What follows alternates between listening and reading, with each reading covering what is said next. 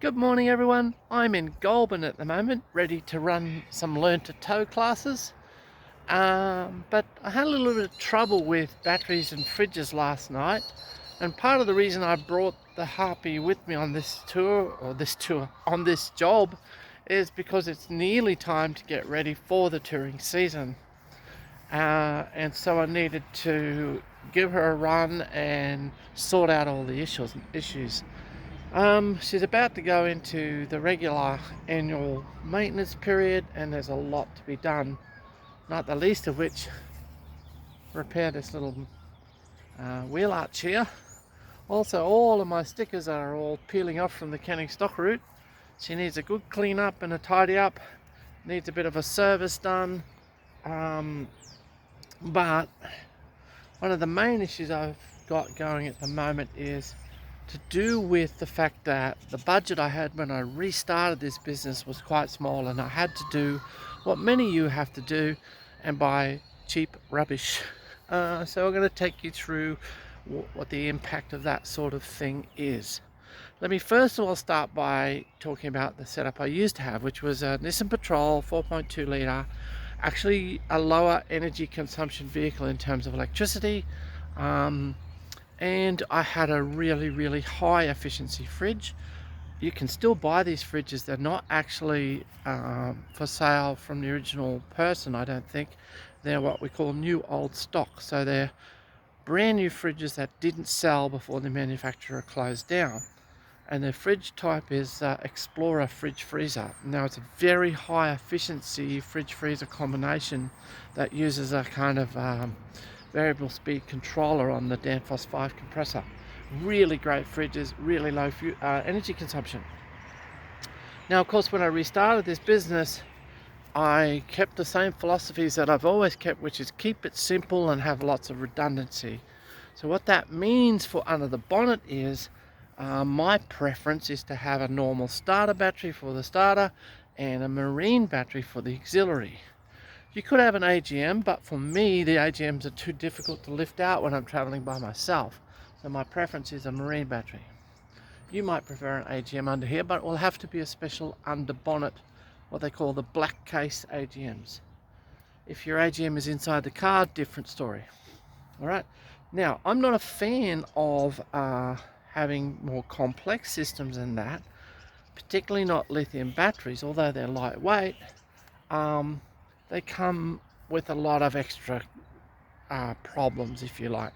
They're incredibly expensive by comparison, very high efficiency, but they're finicky. And the last thing you want is finicky stuff when you're out bush. Unfortunately, I'm going to have to go to lithiums in this car, in part because of the way that I've set it up and the high energy consumption by comparison. So I put a brand new marine battery in, but it's not sufficient to run my fridges unless I have a solar panel, and that solar panel there is a King's one, cheap and frankly rubbish. It's actually starting to fall apart now. It's about to be replaced.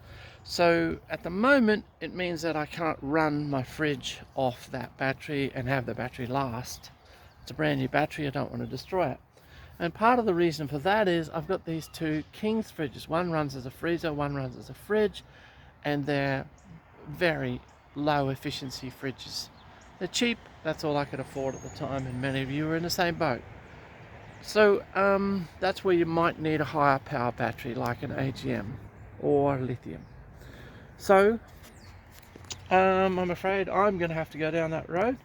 So the plan for this car now is to put a 200 amp hour lithium battery on the cargo barrier, a slimline one, only $2,000 worth, and a DC-DC lithium charger for it, and they'll be connected to this auxiliary battery. This auxiliary battery will have a new solar panel on the bonnet, and I'll have a fold-out solar panel as well. So that's the way we're going to go with respect to that. So I just thought I'd share with you what I'm not a fan of while I'm looking around at anything that might be an issue here. What I'm not a fan of is people adding lots of energy capacity to their vehicles so that they can have all the fancy stuff. The fancy stuff weighs a lot and it's completely unnecessary, and all you're doing is building a way to break your vehicle.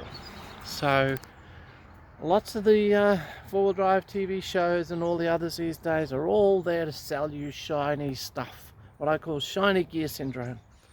All right, their job is to sell you stuff, and so you end up with a vehicle that's frankly overweight. Most of them can't carry what we ask them to carry anyway, and then we go and put energy management systems and lots of batteries, and oh, then I need the 12-volt oven, oh, then I need the induction cooker, and so on and so on and so on.